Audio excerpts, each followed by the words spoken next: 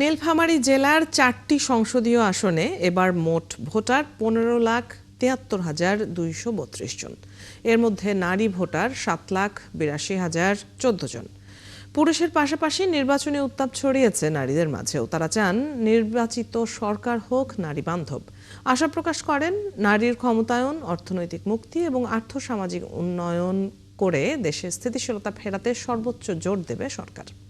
বিজয় চক্রবর্তী কাজলের তথ্য ও ছবিতে প্রতিবেদন। আগামী 12 ফেব্রুয়ারি জাতীয় নির্বাচনী আমেজ বইছে নীলফামারীতেও। নারীর নিরাপত্তা, শিক্ষা ও কর্মসংস্থানের নিশ্চয়তা দেবে এমন প্রার্থীকে ভোট দিতে চান এখানকার নারীরা। জীবনের ডাকে আমি সাড়া দেই, আমি থামি না। Freedom sanitary napkin. ফ্রিডম মানে স্বাধীনতা।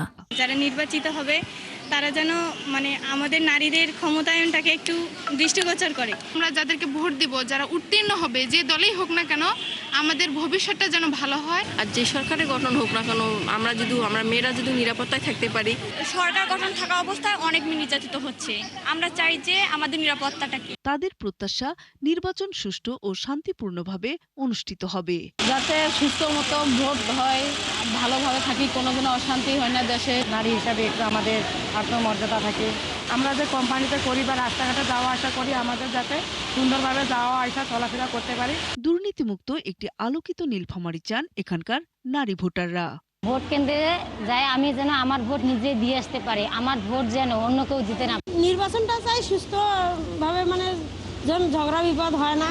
আগামী নির্বাচিত সরকার নারী বান্ধব হবে এবং নারীর ক্ষমতায়ন, আর্থসামাজিক উন্নয়ন প্রত্যাশা করেন তারা। বিগত সরকারগুলো যে সমস্ত প্রতিশ্রুতি দিয়েও আসলে রক্ষা করতে পারেনি বা নারীর ক্ষমতায়ন বলতে যা বোঝাচ্ছিল সেগুলো আসলে আমার মনে হয় না সেগুলো পূরণ হয়েছে যথাযথভাবে।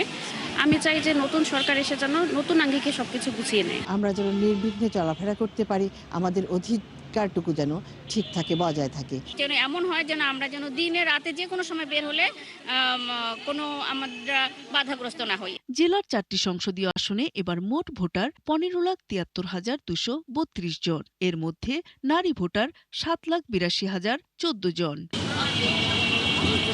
নূর তাজমিন, 71।